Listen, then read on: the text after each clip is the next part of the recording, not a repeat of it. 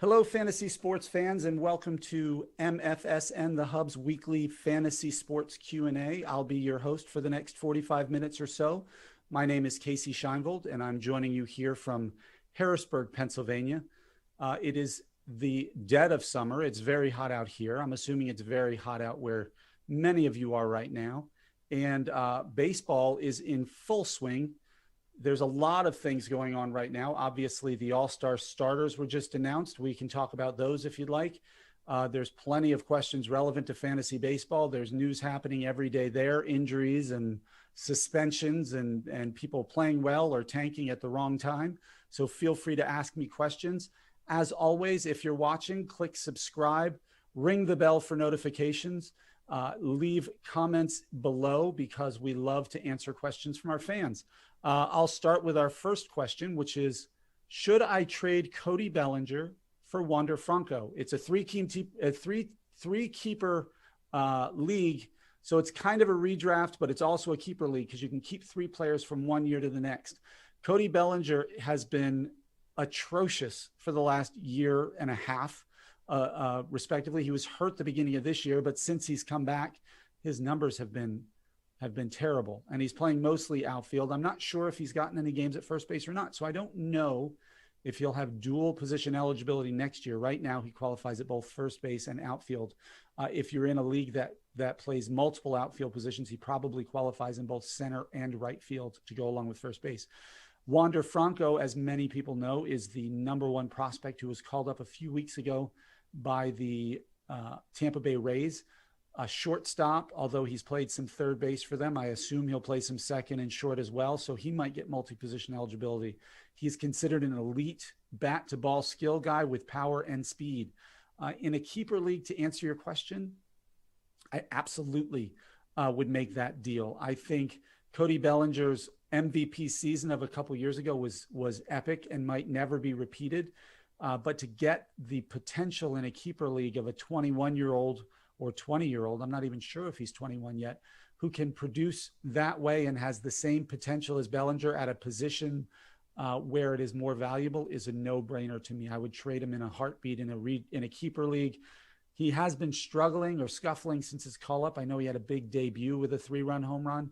Since then, he hasn't been hitting very well, but his walk-to-strikeout ratio is still pretty good. His sprint speed measurements have been good, and his contact rate is still pretty good. I didn't check his batting average on balls in play to see if he's just been unlucky, but it's not like he's not doing what we thought he could. He's just not getting the results yet. So I believe he's going to be a high level keeper this year and could be dominant by 2022 or 2023. So it's a really good trade, I think, if you can do that.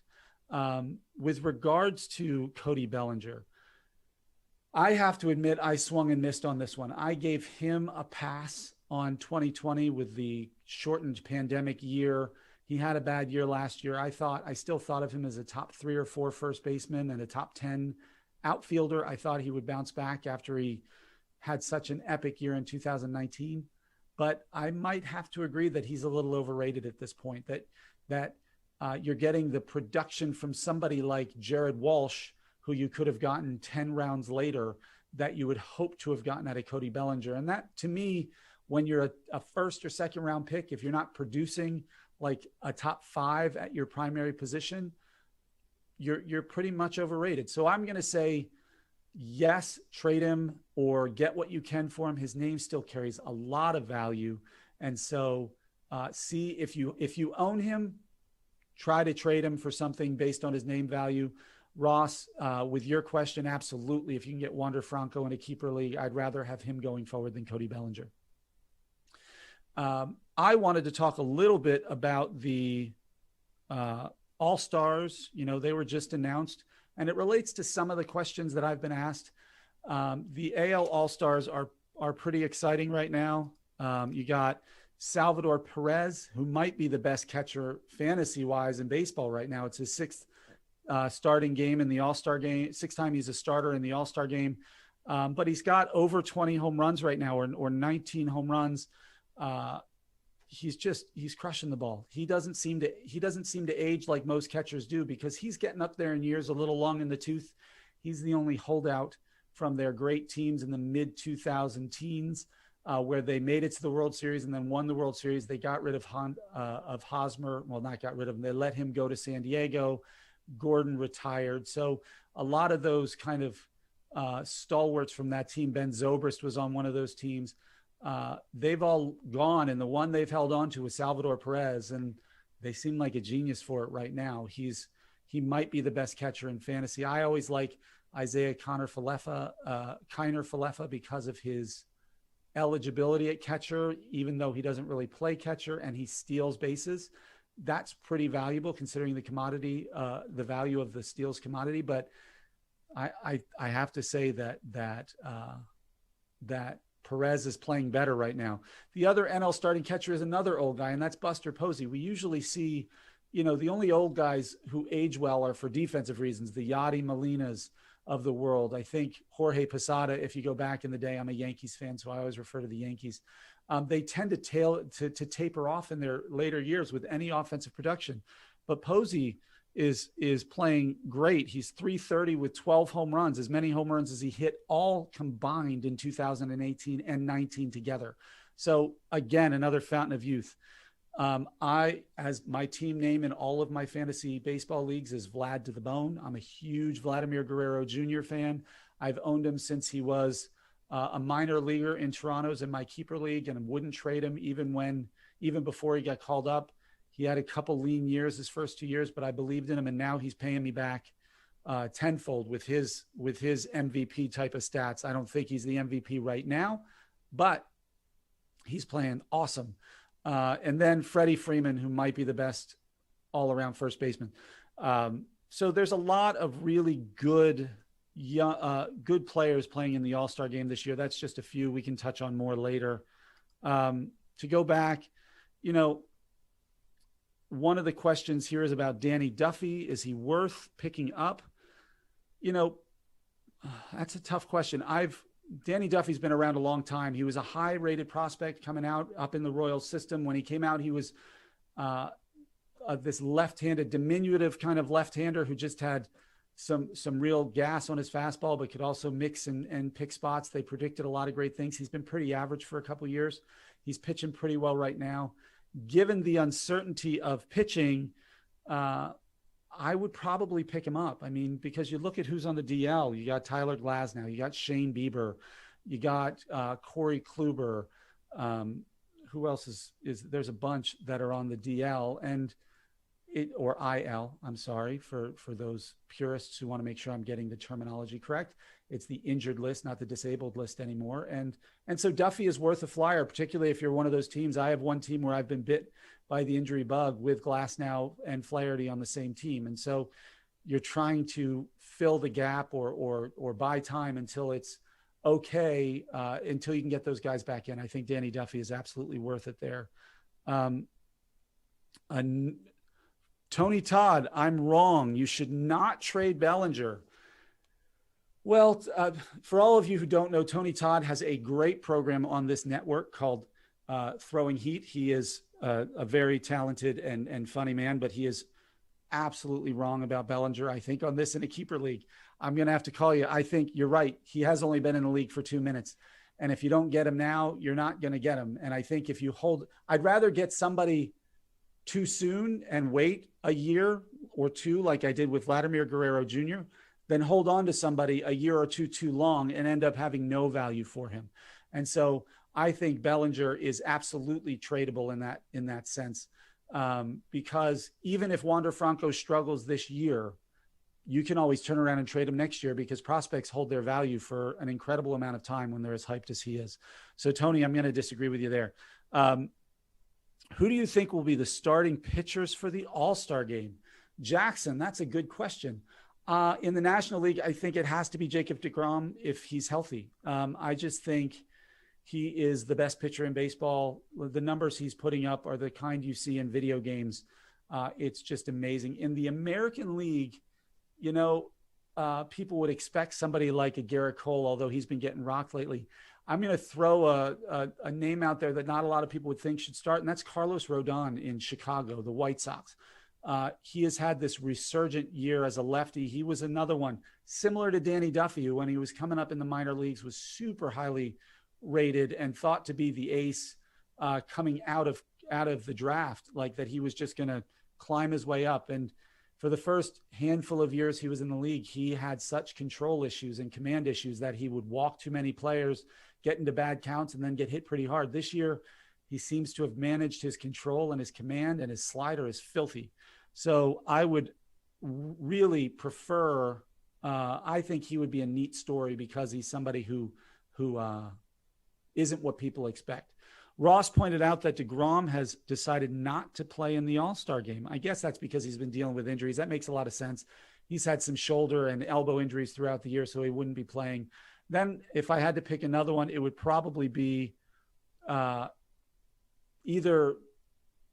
probably one of the Milwaukee starters. That's Corbin Burns and Brandon Woodruff. One of those two. Probably Woodruff would be my pick. He's a great pitcher, doing a lot of great starts right now in Milwaukee, and he can help everybody win. Yes, Rodon has had a couple bad starts, but I don't think that undoes what he did the whole for 3 months of the season. 2 bad starts doesn't make it. The closer situation in Philadelphia is really interesting because last year, if you remember, they had one of the worst bullpens historically of any team in Major League history, with over like a 7 ERA, I think, for their bullpen. So they made They made some moves this offseason, bringing in Archie Bradley, signing Jose Alvarado, and trying to shore up that bullpen. And all of the experts, quote unquote, and I probably would fall in that, thought they did a great job because I think Jose Alvarado is great. Archie Bradley, they thought was the closer in waiting in Arizona, but he didn't pan out. He got moved around. But Hector Neris, Jose Alvarado, and Archie Bradley have not been reliable. They've blown as many saves, I believe, as they've made, and their whips are really bad. They walk a lot of players, I think. Ranger Suarez, for those of you who don't know, is a young guy who wasn't called up too long ago, who's just been lights out, under a 1 ERA, under a 1 whip, almost a strikeout per inning. He doesn't strike out as many as as many as Neris and Alvarado do. Alvarado's the strikeout specialist of that group.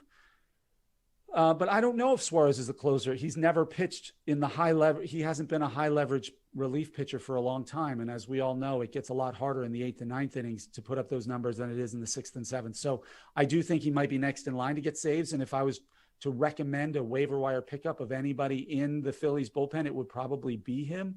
But I still think Alvarado or Neris are going to end up the closer long-term. They're going to be kind of like Fernando Rodney. For those of you who don't remember him, he was with a bunch of teams, the Angels, Minnesota. I think he was in Arizona for a while. He managed to get 30 to 32 saves, it felt like, every year, but he had over a 4 ERA and almost a 2 whip. It was just one of those roller coaster types of situations. I think Philadelphia is going to have to deal with that for the rest of this year. So I don't know who they're going to pick up if they can. Kershaw, do I think Kershaw can start in the All-Star game? I certainly think he can start. I mean, he's a great pitcher historically. I know that Walker Buehler got lit up yesterday or the day before. I think it might have been yesterday, but I don't think Kershaw is necessarily one of the top ones I would pick to start the All-Star game. Although, again, for any of these guys, it's just 1 or 2 innings and they're done, so you can start anybody. But I think Woodruff earned it over Kershaw. Any speculation? Wait, no. Thoughts on Gleyber Torres? Now, I'm a Yankees fan. So, as you can see by the poster behind me, Gleyber Torres 2 years ago hit like 39 home runs when he was playing second base for the Yankees. He was young, this highly touted. He was the one we traded Aroldis Chapman to the Cubs several years ago when the Cubs won the World Series to get. He was supposed to be kind of the future of the Yankees, and he's been terrible the last 2 years. I don't think he's a natural shortstop. I watch a lot of Yankees games, and I don't think he's the best option we have. I think, if anything, he's a second baseman. That's where he's more comfortable defensively, and his numbers were better. But if you look at the numbers, even from 2 years ago when he hit like 35 or more home runs, I think like 17 of them were against the Baltimore Orioles. It was some ridiculous number that he raked one team all year and was still well above average, but didn't rake everybody else as well. I don't think he's the future. If I were Brian Cashman and GM of the Yankees, he would be one of the players I would be looking to trade. I could talk the entire time about the moves I would make for the Yankees. I don't think they're well constructed right now. They're certainly not well constructed as a playoff team. I think they might make the playoffs. They probably will because they'll mash for periods of time and score enough runs, but they don't have the starters right now. Aroldis Chapman might as well be playing kickball and rolling the ball down to these batters the size of the way he's pitched. I think he's gotten like one out and gave up 7 earned runs in the last week or so. It's a ridiculous number. Chad Green, for those who are watching, is the guy to own in that bullpen right now. I think I suspect that Chapman might end up on the DL for 10 days with a fatigue or of his elbow or his shoulder just to get his mechanics straightened out. And Chad Green is going to be the closer in that time. He had an immaculate inning on Sunday. For those of you who don't know, an immaculate inning is three batters faced, 3 strikeouts and only 9 pitches. It doesn't happen very often. It was something Craig Kimbrell was really famous for when he was at his peak as a closer for the Braves and stuff. But Chad Green did it last week, and he's just been impressive. So let's see. Wow, lots of questions. I like it. Who do I think will win the All-Star game? Jack, I barely watch the All-Star game. I like statistics when it comes to the All-Stars as opposed to the game. I do like the NL's roster a little bit better. I was just looking at that a few minutes ago, and I think that you're looking at, Freddie Freeman, you got Nolan Arenado, you got Fernando Tatis Jr. in the outfield. You got some great names like Jesse Winker, who's just in the All-Star consideration this year. Nick Castellanos started off great. Ronald Acuna Jr. is one of the most exciting players in the game. To me, they have the more dominant roster. So if it was going just on roster, I would certainly pick the NL, but who knows? That's just what it could be. Jesse Winker for Aaron Nola and Christian Yelich, or just stick with them. So I take it that means you have Nola and Yelich. I'm worried about both of them. I own Christian Yelich. I've owned him for years in a keeper league. I rode the good years in 18 and 19. I'm stuck with him through the lean years here. If I could get Jesse Winker for Yelich right now, that's tempting. I mean, he won't run as much as Yelich does, and Yelich, when he's healthy, is almost a 30-30 guy. Winker is not going to run, but Yelich has back issues, and back issues just scare the crap out of you when it comes to being healthy for periods of time. It means a lot more days off, maybe a lot more trips to the IL. Aaron Nola is one of the 10 to 20 best pitchers in the game, but he's not pitching like it right now. If it's a redraft league, I think I would make that trade. In a keeper league, I might ride Nola and Yelich and see if they can regain some value in that. Shohei, the hitter for Vlad Jr. Well, look, as I've said before, I am a Vlad Jr. apologist. He's one of my favorite, if not my favorite player in the game. So I wouldn't make that trade emotionally. When you look at it on the surface, Ohtani has more home runs and he has more steals because he's fast. I don't know if he's gained outfield eligibility or not. I'd have to look that up. If he has, it becomes a viable trade offer. But Guerrero Jr. is hitting 50 points higher, only 2 behind him in home runs, is going to be a consistent source in 4 categories, everything but steals. And he qualifies this year at first and third base, and qualifying at both corner infield spots, I think is much more valuable than qualifying in the outfield and at the utility spot. So I probably wouldn't trade Vladdy Jr. for Shohei. I think I'll drop Gavin Lux and add Brendan Rodgers. Gavin Lux, they're 2 very similar players. Gavin Lux hasn't been up as long. Brendan Rodgers feels like he's been up for a few years and just had some rough years. But he's in Colorado and he's playing every day and he's starting to show it. And I like I like offensive players in Colorado, so I might do that. I think Gavin Lux might be a better ball player, but for fantasy purposes, I think Brendan Rodgers might be more reliable right now, and hits in a better ballpark day in and day out. So I would probably do that. Adalberto Mondesi. This is, I have a couple players on my team who I can't wait to get in the lineup, but I don't think I ever will, and that's Byron Buxton and Adalberto Mondesi. And I kind of package them together because they are these two elite talents with power and speed to change the game. They can single-handedly win you the steals in a rotisserie league. Byron Buxton has found the power stroke the past year and a half, but they're always hurt, and they always have been. Mondesi came back for like 3 games and then went back on the DL. Buxton came back and got hit in a pitch in like his second or third game back, and now has a broken hand. I don't know if he's ever going to come back. The thing I read last from the Kansas City beat writers when it came to Adalberto Mondesi is their plan was to shut him down completely for 4 weeks and then resume baseball activities and build him back up from there. I don't know if that's their plan or not. It was a 6-week timetable, I think, for Buxton with his boxer's fracture of his left hand. So that again is it's a wait and see. If you have the IL spots, they're definitely worth it because, if they're coming back right around the trade deadline and you're looking for trades to strengthen your team, like you can't get better than Mondesi and Buxton in a trade without giving something significant up. So they might be better than anybody you can trade for. So my advice is to hang on to them, keep them on your IL if you have that as a stash option. And then hope when they come back, they're still producing the way they were pre-injury because, you could get a speed guy. You could get like John Birdie or Jazz Chisholm in Miami if you're willing to pay for it. Or Robbie Grossman is somebody who is stealing in Detroit.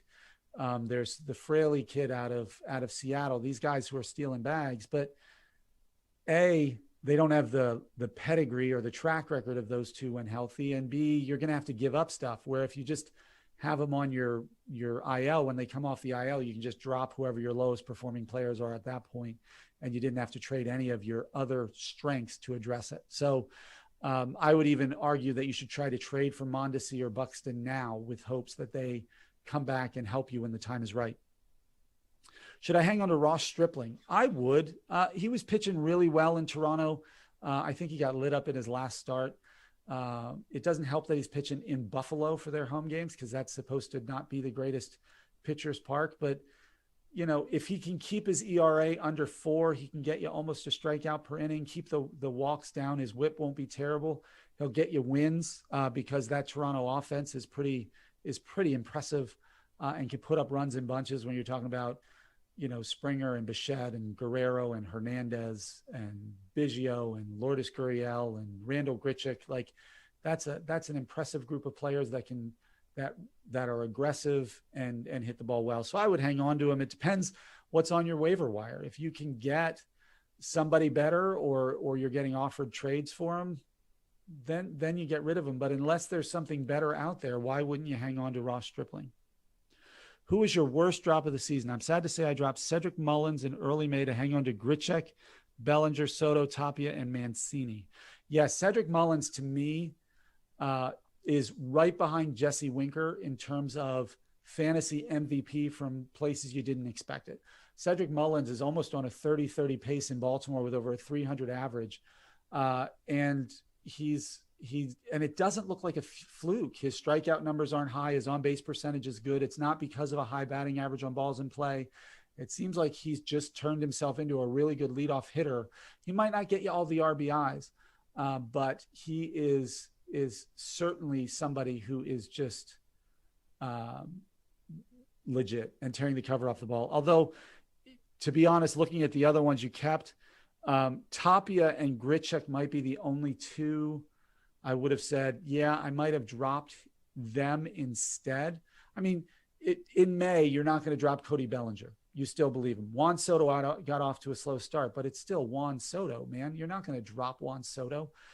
Trey Mancini was tearing the cover off the ball to start the season, and he's this great comeback story with he came back from stage 3 colon cancer, for those of you who don't know it, and he's just been an awesome story. He's to me, both emotionally and his performance have earned him the comeback player of the year. I don't think there's any reason why you would consider anything else, anyone else. And so it is a regrettable drop. Who did I drop that I regret?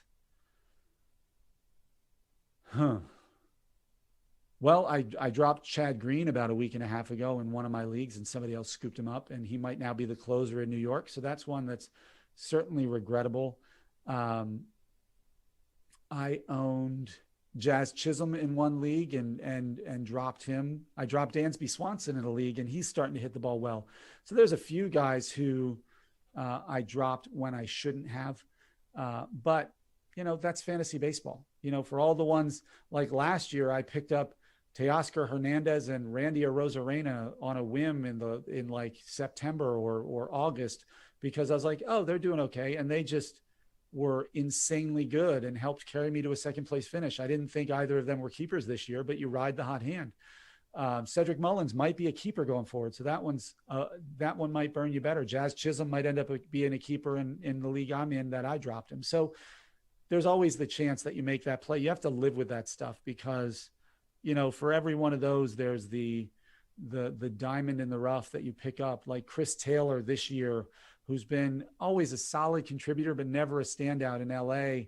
And now he's playing like an everyday player. And you could have gotten him, in the last rounds of the draft. So since Margot is on the 10-day IL, will the Rays call up Vidal Brujan for a little depth? I hope so. Vidal Brujan is in AAA Durham, the Durham Bulls in Tampa Bay, second baseman by trade, although they've been playing him some in the outfield last I read. He's a power speed guy. The problem is from what I read, he's been slumping a lot the last few weeks. If he's not hitting well, I don't think they're necessarily going to call him up, because the truth is the Rays have depth all over the place, and they have this training regimen or program at their facilities that get people to play multiple positions anyway. So they can make up for it. They'd probably bring up, if they're going to bring up anybody, it would be Shane Baz, the pitcher in AAA, who's just lighting the world on fire right now. His numbers are insane. I think he had like 69 strikeouts to 5 walks in his last 6 or 7 starts, which is nuts, because they need more pitching depth, because they lost Glasnow for the season, most likely. They say he might make it back, but I doubt it. They traded away Blake Snell. They let Charlie Morton walk. They've had kind of this closer by committee sort of thing with Fire Eisen and Diego Castilla and some others. So they tend to use pitchers more and need the depth in their bullpen and in their rotation more. So I would expect Baz to be called up before Vidal Brujan, although Brujan's an exciting prospect. Someone in my league says Merrifield isn't worth DJ LeMahieu. Well, wow. I disagree with that. Someone, I agree with, if you're saying Merrifield is worth LeMahieu, certainly this year he's like light years better than DJ LeMahieu. LeMahieu has like a 340 slugging, which is terrible. And he's normally a batting average and runners in scoring position guy, and he's not doing either well this year. Whereas Whit Merrifield, I think, is leading the American League in steals, batting over 300. He scores a ton of runs. He has some pop to get it over the fence, not a tremendous amount, but enough to make him useful. So I mean, if you asked me who I would take, I'd take Whit. If somebody offered me Whit Merrifield for DJ LeMahieu, I wouldn't hesitate to accept it. To drop or, oh dear, the Trevor Bauer question. Trevor Bauer is in a lot of hot water right now. For those of you who aren't aware, he's right now on 7-day administrative leave or something like that from MLB, because there's accusations of assaulting a woman back in the beginning of the calendar year. And some of the details, I won't discuss them because I don't like talking about that stuff, but they're pretty gruesome.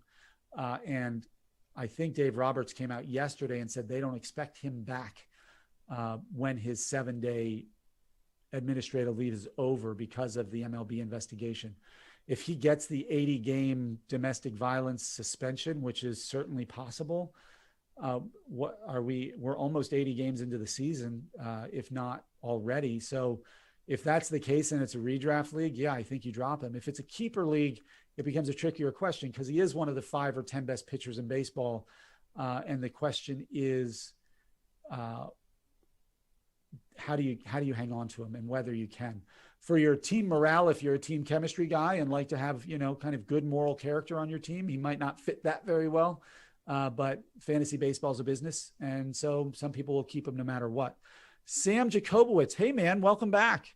I like that you always come onto mine. I don't know if you go on to other people's, but you're always there for me. And so I appreciate you more than everybody else, certainly more than Ross and Dan do. So keep hitting me up. Jared Walsh and Cedric Mullins are certainly, they might be the 2 biggest hits of fantasy baseball, other than maybe Shohei Ohtani at the utility position, because they are both, Cedric Mullins was unknown. I'm not going to sit here and say I saw Cedric Mullins as potential. I didn't. And certainly in our preview shows that we did before the season, I don't think he was listed in our top 30 outfielders or our sleepers. But Jared Walsh, we did talk about. Jared Walsh had a good 2020. He put up some numbers. There were questions about whether he would be able to repeat it. I think he proved everybody wrong. Excuse me while I deal with that. And now he's tearing the cover off the ball so much that they got rid of Albert Pujols to keep him. And so Mazel Tov. I'm Jewish. Mazel Tov, and you're Jacobowitz. I'm not sure if you are or not, but it sounds close enough to me. So Mazel Tov to you for making those picks. I'm going to cough again. All right. A little crazy, but what do you think I can get out of Ohtani? I'm not in contention in my dynasty league and want to start rebuilding. I started trading for next year already, seeing how much I can get. If Ohtani has outfield eligibility, and I'm assuming we're talking about Ohtani the hitter, not Ohtani the pitcher.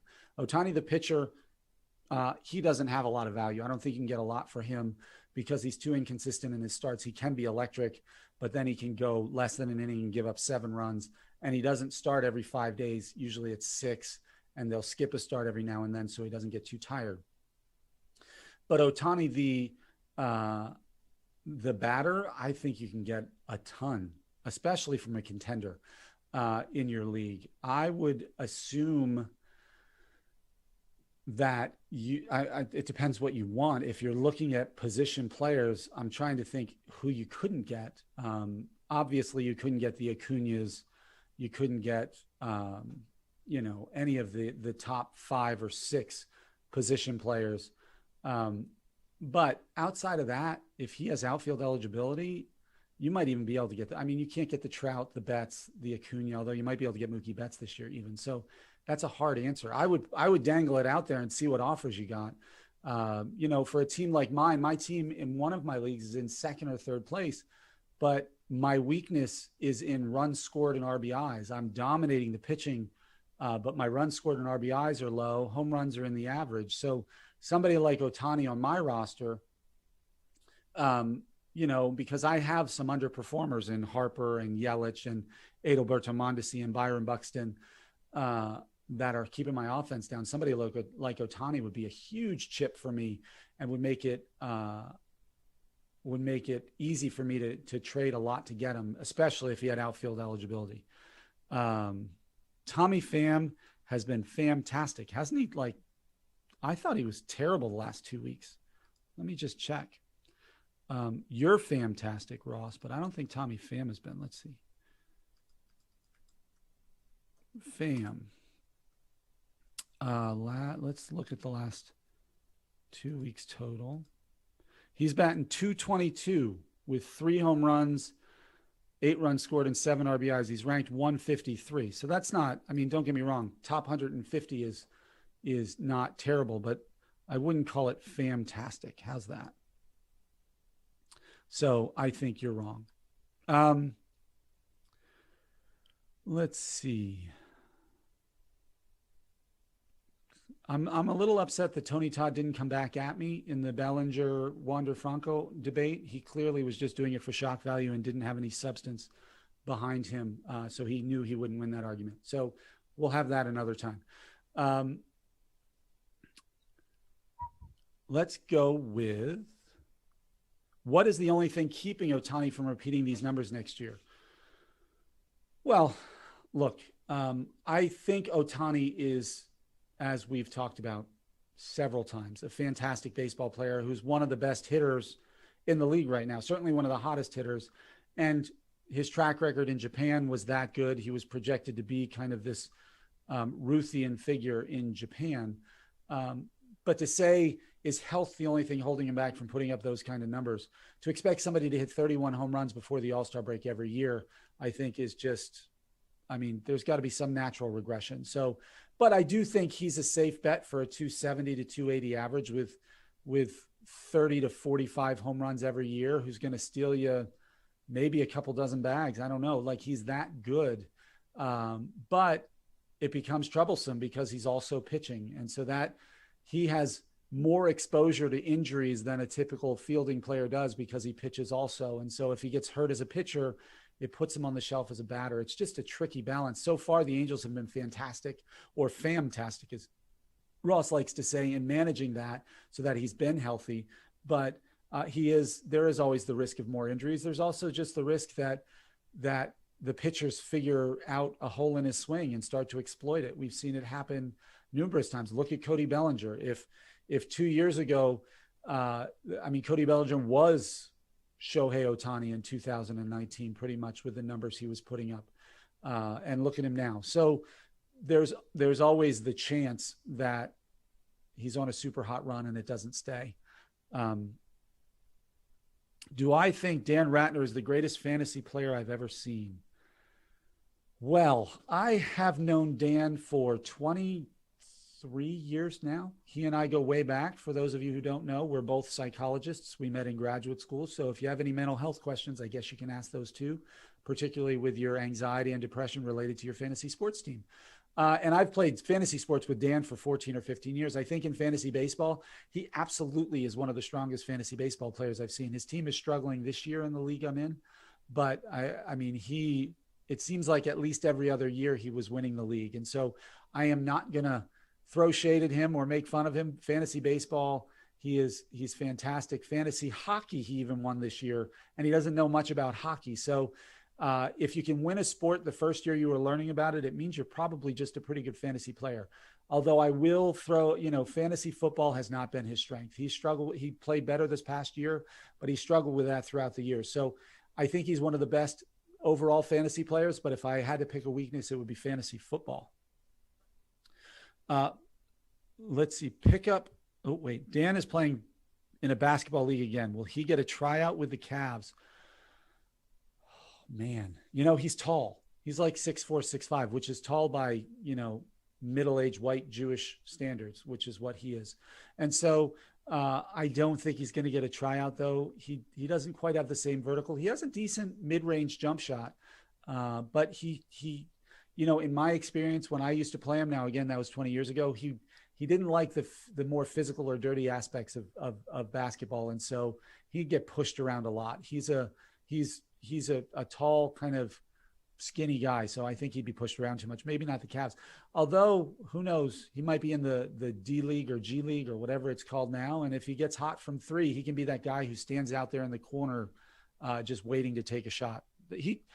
Similar to Kevin Love, it looks like. So the Cavs have a history with those players. So he might be able to do it. Let's go for it. Carlos Carrasco, is he worth an open IL spot? I just heard he started a throwing program again, or through a simulated game. He was part of that big Francisco Lindor trade that everybody thought the Mets killed it on, getting both of them, but he's been battling injuries ever since and hasn't thrown a pitch. If you have an open IL spot, I certainly think he's one of the ones worth owning. I don't know if he's going to contribute this year. I might rather have him than some of the other guys who are IL stashes. Certainly Noah Syndergaard on his team. I don't know if he's coming back this year. Who knows if Tyler Glasnow is going to make it back. So that's another one. But if he comes back, I think he could be great in the National League if he's the same pitcher he was last year. I would stash him, and then when he came back, I would hold on to him for a few starts to see how he's doing. And if he's doing great, then I'd put him in my starting lineup. If not, I would let him kind of sit there. So not somebody I would necessarily avoid, at least for that call. Let's see. Mitch Haniger or Adam Duvall? Who do we like? It's a head-to-head 10-team category league. Well, the way Duvall is hitting the cover off the ball right now, I like him. Both of them are kind of streamer type of players. Haniger started off the season incredible. He hasn't maintained the same level of production, but he's been really good. I don't know. Is he hurt right now? Because I feel like every year he gets hurt. He's another one who has kind of chronic back issues, if I'm remembering correctly. And Adam Duvall has shown when he was with the Reds or wherever else he's been that he's got the power.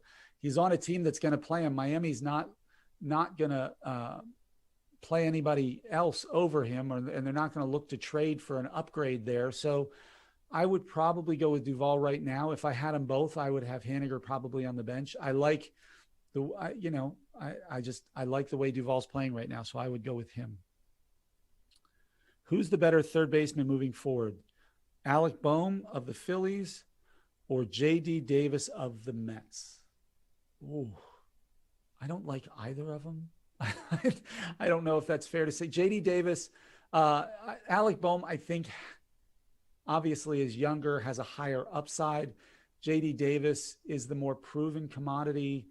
He's going to be playing, to me, in a better lineup in New York than Philadelphia. But Philadelphia is a better hitter's park. It can go in every direction. And Alec Bohm doesn't get to hit against his own bullpen, and J.D. Davis will, which might bode well for J.D. Davis. I would probably lean in a redraft league towards J.D. Davis. In a keeper league or dynasty league, I would lean Alec Bohm for the guy I'd want on my team going forward. But both are capable of hitting home runs. Both are capable of a decent average. Neither have a lot of speed. Philadelphia is not scoring a tremendous amount of runs, and it seems like Dom Smith has gotten hot. Lindor might have found his stroke a little bit.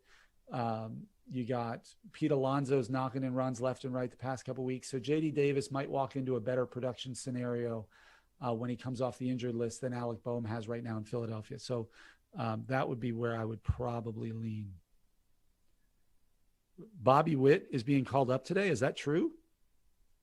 Ross, if that's true, please tell me it's true, because that's about as exciting of a news as we'll get today in baseball. Bobby Witt is the number 2 overall prospect, pretty much behind Wander Franco, and was just electric in the spring. They thought he should break with the team. Many people thought he was the best player and almost in spring training, certainly for the Royals. And with Mondesi hurt, there's an opening at shortstop for him to walk right in. He's got prodigious power and bat to ball skills. He can swipe a bag. He's a double digit, maybe 20 plus steals a game kind of guy. And he seems to have that kind of swag, that it factor that will allow him to not be intimidated by being up in the majors. Oh gosh, Ross, have you played one-on-one against Dan? Cause you're really convinced he's going to enter the draft. Who would he get drafted by? If I had to pick a team that he would seem to fit with right now, I think, who would he be a good fit with? I think he'd be a good fit with the Celtics. The Celtics like the tall, lanky, not quite elite athletes. A rumor you made up on Bobby Witt. Oh, see, you got me excited, and then you break my heart. I don't know what to tell you. But it would be cool if it happens, and hopefully it happens before the end of the year. Although if that does, that would be maybe my greatest regret trade of the year so far. If you remember 2 to 3 months ago, if you were watching, probably 2 months ago now, I traded Bobby Witt Jr., Alec Bohm, Freddie Peralta, and Ryan Presley for Chris Bryant when Chris Bryant was appearing to find his old form of a few years ago. Chris Bryant has cooled off. Freddie Peralta has continued to be great. Ryan Presley is a really solid closer who's doing fine in Houston, and Houston might be the hottest team in baseball right now. Alec Bohm has continued to struggle. He was my starting third baseman. That's why I wanted the upgrade.